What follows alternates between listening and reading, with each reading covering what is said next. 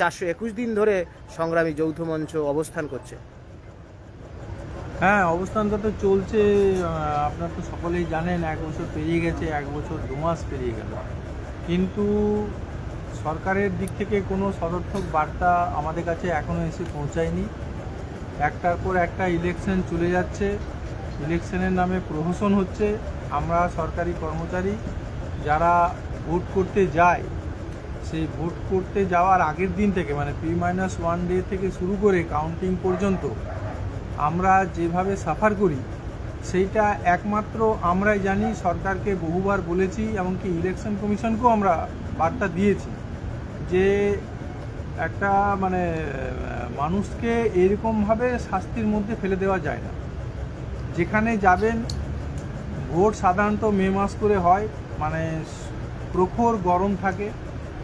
এখন এত সব দিকে আধুনিকতার বার্তা ছড়িয়ে গেছে, কিন্তু আপনি ভোট করতে গেলেই দেখবেন যে সেখানে হয়তো দরমার ঘেরা কোনো ইলেকট্রাল ঘর দেওয়া হয়েছে, উপরে টিনের ছাউনি বা টালির ঘর। শুধুমাত্র কলকাতার কথা ধরলেই তার ভোট হয় না, আপনাকে গ্রামে গঞ্জেও তো ভোট হয়, এবং সেখানে সরকারি কর্মচারীরা তো ভোট নিতে যান।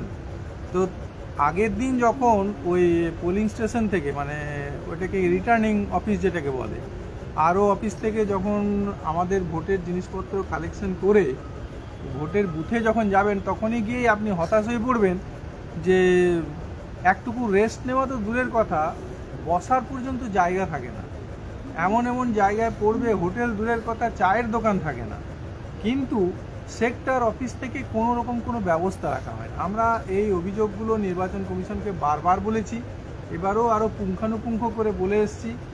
এরপরে আপনি শারীরিক অবস্থার দিক থেকে যেমনই থাকুন না কেন, আপনাকে ভোটটাকে সামলাতে হবে। পরের দিন সকাল 5টা থেকে শুরু হয়ে যায় আবার সেই ভোটের ডিউটি।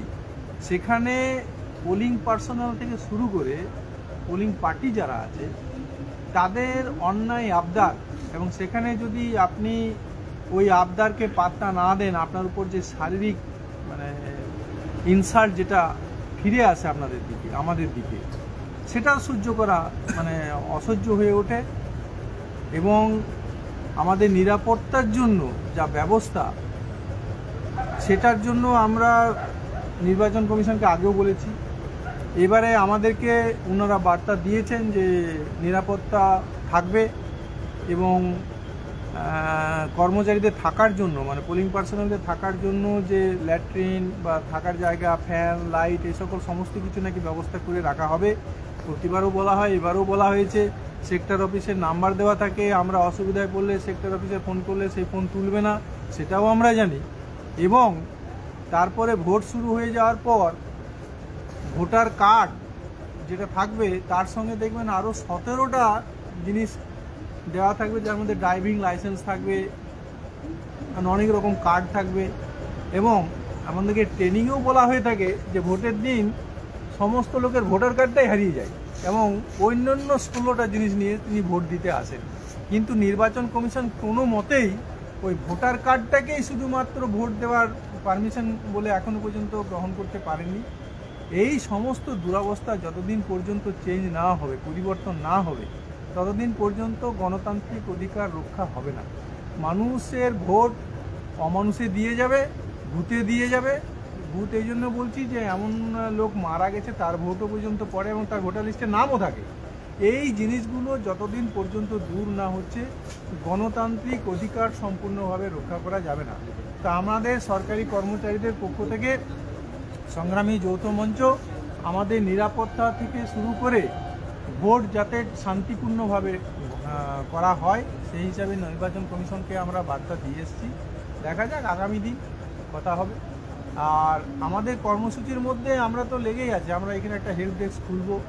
আমাদের সংগ্রামের সাথীরা যারা ভোট নিতে যাবেন, বা রাজ্য সরকারি কর্মচারীরা, শিক্ষকরা যারা ভোট নিতে যাবেন, তারা কোনো রকম কোনো বিপদের সম্মুখীন হলে হেল্প ডেস্কে আমাদের সহায়তা চাইলে আমরা ইলেকশন কমিশনের মারফত তাদের পাশে যাতে দাঁড়াতে পারি, সেই সুবিধা আমরা এখানে রাখবো।